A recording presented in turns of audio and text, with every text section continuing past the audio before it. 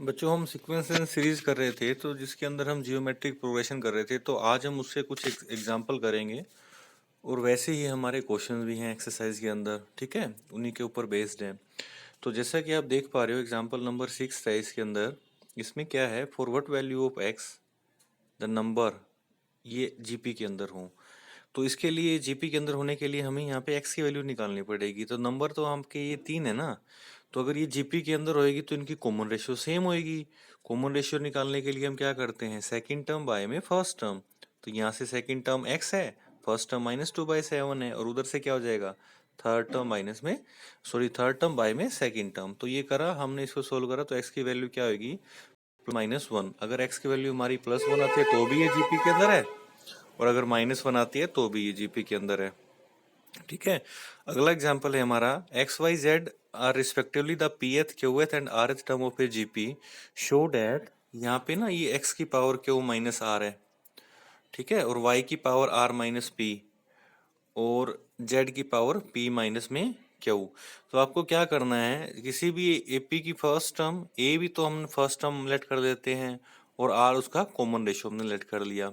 तो उसकी हम पीएच टर्म निकालते हैं। तो पीएच टर्म निकालेंगे तो आपका क्या आएगा, जनरल टर्म निकालने का जो फॉर्मूला होता है वो ये होता है, A N into equal to में ए आर की पावर एन माइनस में 1।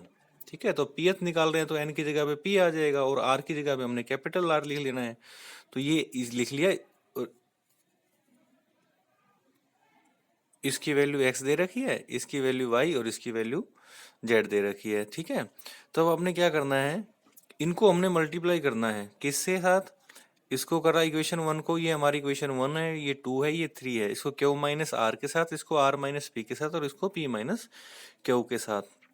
तो इधर से आपका क्या हो जाएगा, एक्स इंटू पावर ली है हमने इसकी, एक्स की power q minus r, y की पावर आर माइनस पी, और जेड की पावर पी माइनस क्यू, हमने पावर की है दोनों साइड। तो इधर भी वही पावर होगी, इधर भी आर माइनस पी होगी, और इधर पी माइनस क्यू होगी। तो जब हमने इधर को सोल्व किया ना, तो ये पूरा आपका हो जाएगा 1। ठीक है, तो आपको इसको इक्वल टू में 1 प्रूव करना था, जो कि हमने कर दिया।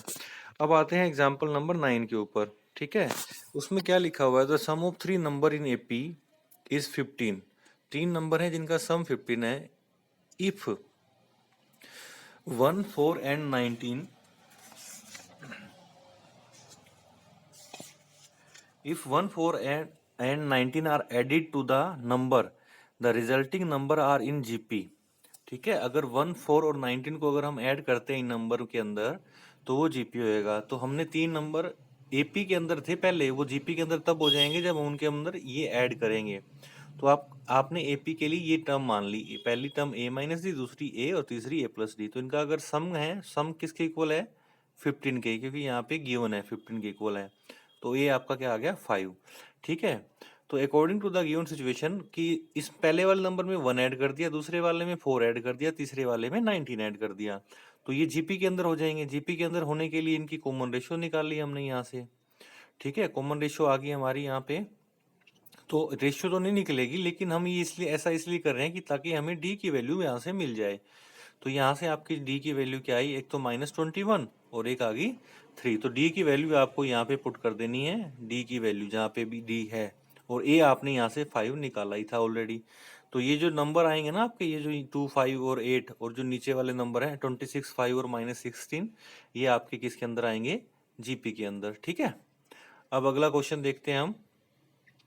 If the fourth term, 10th and 16th term of a GP are x, y, z respectively, prove that x, y, z in GP में।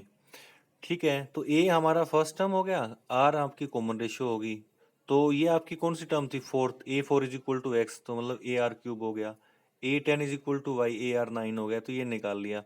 अब ये जीपी के अंदर है, तो इसमें हम क्या निकालना है, हमने यहाँ से कॉमन रेशियो हमारे सेम आने चाहिए। तो इधर से भी R6 आ रहा है, उधर से भी R6 आ रहा है, तो इसका मतलब क्या हो जाएगा, एक्स वाई जेड किसके अंदर है, जीपी के अंदर है। तो बच्चों एक्सरसाइज के अंदर इसी प्रकार के क्वेश्चन है, आप एक बार ट्राई कीजिए, अगर नहीं हुए तो आप मेरे से पूछ लीजिएगा।